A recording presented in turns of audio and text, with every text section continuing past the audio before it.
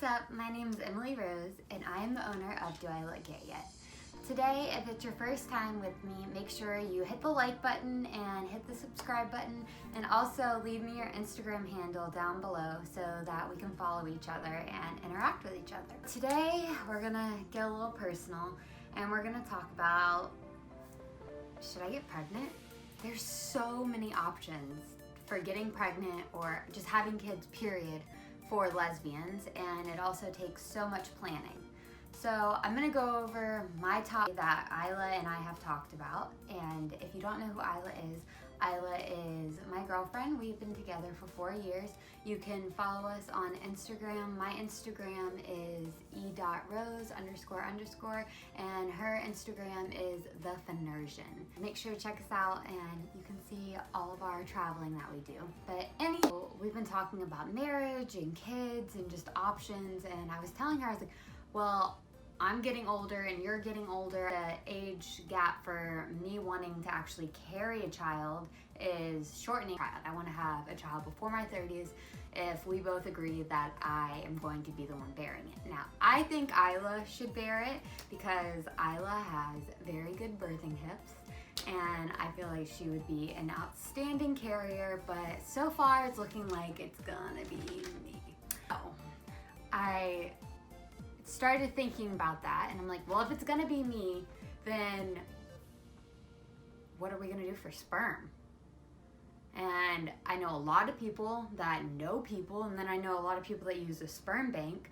Only thing about a sperm bank is that my child is going to be sharing sperm with all of these other people, and they're never really gonna know, besides like an information chart that we got, where they came from. And then on the other end, using someone that you know, it's going to be, a sticky situation.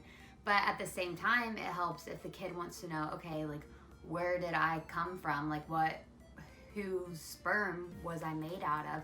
You can have them there and they would be open to the conversation if that's what you guys talked about beforehand. And that's why it led me to wanting to adopt, because I was like, I don't have to make that decision. And I understand that it'll be two moms, but I don't want also my child, maybe this is just me overthinking, to resent me for them not having a dad. Like, let's just say on Father's Day, they're like, oh, well, you had to use a sperm donor or something like that. I don't know, maybe that's just me overthinking, but I was like, oh, I don't want that either. So that's why sometimes I rather adopt, because then I'm not making any choices for them. Someone else already brought them into this world, and they weren't fortunate enough to stay with their family, or they were fortunate enough to get out of a dangerous situation, and now we can provide care for them. But doing that is not easy. So trying to adopt a child is a lifelong process sometimes, of what it seems like. So even if I was to adopt from another country, there's still a long waiting list, there's still all this paperwork, and at that point it becomes really, really difficult to obtain any children. And also any political issues that are going on can stop children being brought overseas, or overseas adoptions. So there's just a lot of back behind it.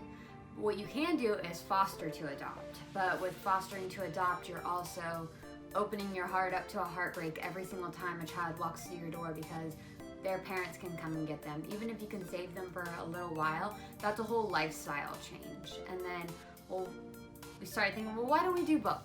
Like, well then, in what order do we do it in? Do we have a child first, like on our own with a sperm donor, or do we adopt first? Like, is there even a right way to do it?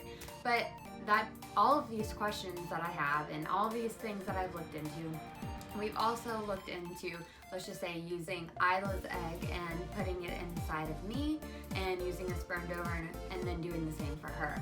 But it gets really expensive, and it really is going to depend on whenever we come to that time, because I want to be married before we have our child, and I want to be able to be married for like 1 or 2 years. So it'll depend at that point in our lives, like how much it's worth us having children, or are we okay with just being amazing aunts? So I don't know. Make sure you comment below and tell me your thoughts on all of these options, whenever it goes from IVF treatments to also adoption to sperm donors to people you know. What do you think is the best option? And if you're going through the process, tell me about how you made that decision to get there. All right, thank you guys so much for joining me today and talking this out with me.